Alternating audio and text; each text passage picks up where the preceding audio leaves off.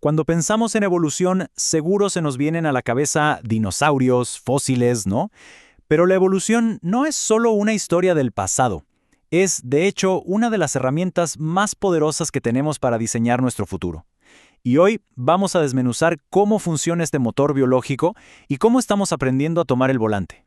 Vamos a empezar con una pregunta que de verdad nos afecta a todos.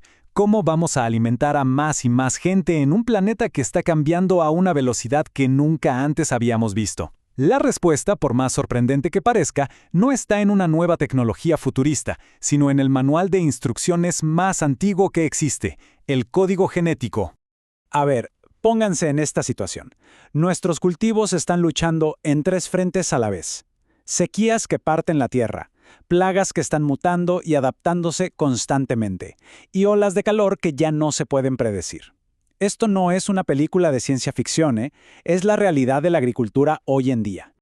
Ok, para poder solucionar algo, primero hay que entender cómo funciona la máquina, ¿cierto? Así que vamos a meternos de lleno en ese motor biológico fundamental, la evolución. Esta es nuestra guía para entender el código fuente que mueve todo cambio en los seres vivos. A ver, quitémonos de la cabeza esa idea de que la evolución es como una escalera que va subiendo hacia la perfección. No. En el fondo es algo mucho más simple y medible. Imaginen una población, donde algunos tienen un rasgo A y otros un rasgo B. Si con el tiempo el rasgo A se hace más común, eso es evolución. Es simplemente un cambio en la popularidad de ciertas características genéticas. Miren, para que quede más claro, veámoslo en acción. Si en una generación tenemos esta mezcla de individuos verdes y magentas, y en la que sigue la proporción de verdes aumenta, bueno, ese cambio estadístico es evolución. Así de directo. Pensemos en nuestro punto de partida. En esta primera generación, la población está dividida justo a la mitad. 50% tiene el rasgo magenta.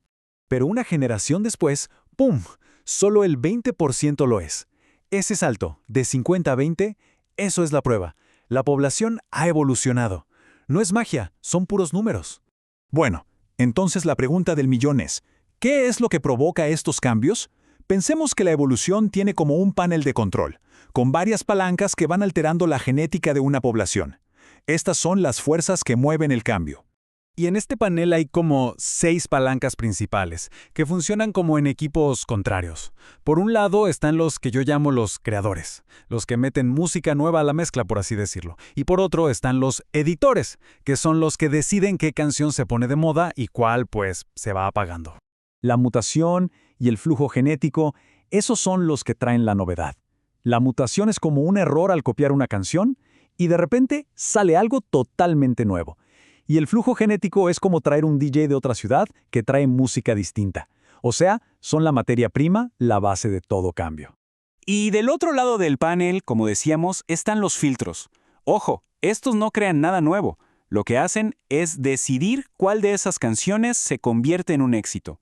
Y tienen 2 maneras de hacerlo, o tirando los dados a la pura suerte o con un jurado súper estricto, el propio entorno. Hablemos primero del azar. Esto se llama deriva genética. Imaginen que tenemos un frasco gigante lleno de frijoles de colores. Si metemos la mano y sacamos un puñado, sin ver, es casi imposible que la proporción de colores de ese puñadito sea exactamente la misma que la del frasco entero, ¿verdad? Bueno, eso es la deriva genética. Un cambio que pasa por pura y santa casualidad. Y aunque no lo parezca, es una fuerza potentísima, sobre todo en poblaciones pequeñas, donde unos pocos eventos al azar pueden cambiarlo absolutamente todo. Y ahora el otro filtro, el que no es al azar, la selección natural. El caso de la polilla moteada de Inglaterra es el ejemplo perfecto, el que sale en todos los libros.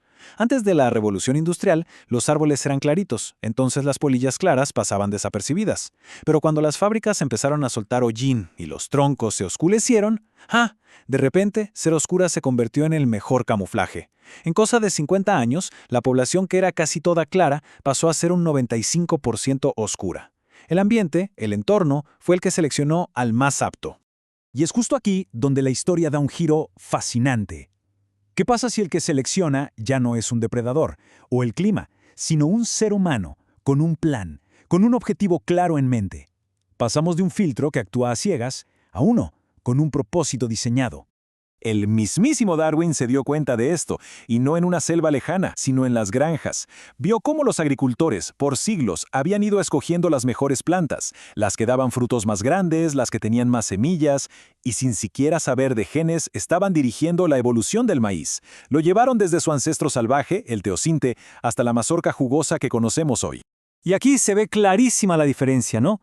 La naturaleza actúa sin un plan, buscando solo la supervivencia, y se toma su tiempo, miles de años. Nosotros, en cambio, sí tenemos un objetivo clarísimo. Queremos un tomate más jugoso, un trigo más fuerte. Y con esa intención le hemos metido el acelerador a fondo a la evolución. Y si la agricultura fue el acelerador, la ciencia moderna le puso un motor de cohete. Ya no es solo seleccionar lo que vemos, ahora diseñamos a nivel genético, a nivel molecular. A ver, miremos este caso práctico para que se entienda bien. El rescate del café. Imaginen que tenemos dos plantas que a simple vista no son resistentes a la sequía, pero resulta que ambas llevan escondido un gen recesivo para esa resistencia. Al cruzarlas de una manera inteligente, un agricultor puede, literalmente, desbloquear ese superpoder oculto. Es como tener una receta de cocina genética. Si sigues los pasos, sabes cuál va a ser el resultado y obtienes justo el rasgo que necesitas. Es genética predictiva en acción. Y la tecnología de hoy, nos da unos superpoderes increíbles. Ya no hay que esperar a que la planta crezca para ver qué tal salió. Ahora, con herramientas modernas, podemos leer el ADN en cuestión de horas. Es como escanear un código de barras y encontrar al instante el gen que nos interesa. El mejoramiento genético ya no empieza en la Tierra, empieza en el laboratorio. Muy bien, llegó el momento de atar todos los cabos. Ya vimos el motor, vimos las palancas de control y vimos cómo aprendimos a manejarlas. Ahora, juntemos todo el proceso, desde el microscopio hasta el campo. Este ciclo que vemos aquí es en el fondo la póliza de seguro de la vida.